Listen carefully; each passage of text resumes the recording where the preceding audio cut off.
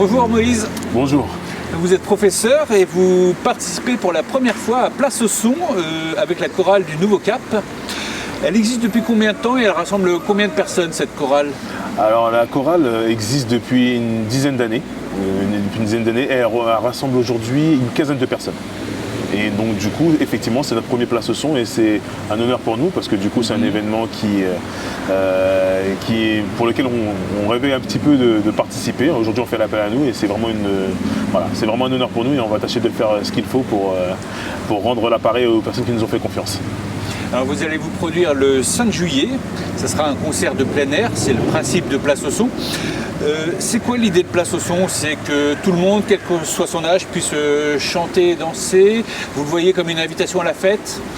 Exactement, en fait, c'est vrai que alors nous on était extérieurs jusqu'à présent à cet événement-là, et donc du coup effectivement de l'extérieur c'est exactement ça, c'est un événement qui est là pour fédérer et pour rassembler absolument tout le monde, toutes les personnes qui sont amoureuses du son puissent avoir un petit quelque chose à entendre, puissent se réjouir et donc du coup apporter notre pierre à l'édifice et voilà, c'est vraiment une très bonne chose. Vous avez aujourd'hui 38 ans et vous êtes depuis combien de temps dans la musique?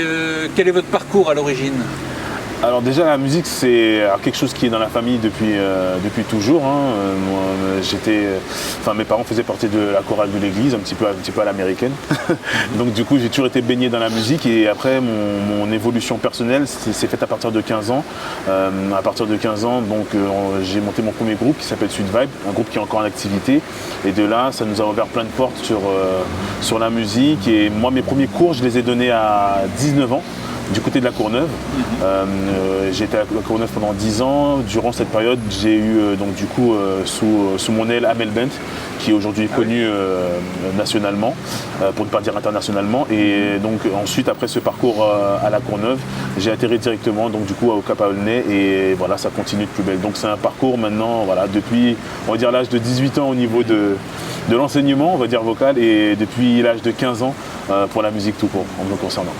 Et vous avez une attirance particulière pour le gospel, ça vous vient d'où ça? De la maison, parce qu'on a toujours baigné dedans. Après, c'est clair que c'est quelque chose, le gospel, on ne peut pas ne pas aimer parce que c'est quelque chose de fédérateur, c'est quelque chose qui est enjoué.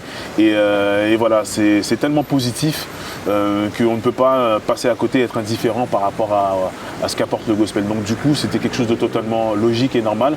Après, voilà, en termes musical, moi j'ai une ouverture qui est très très large. Ça passe de la vérité française à la vérité internationale.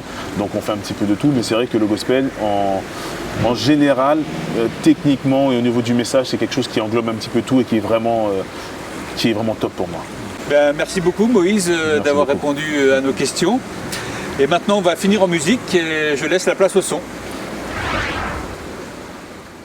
You made a way when our backs were against the wall. And it looked as if it was over. You made a way. And we're standing here only because you made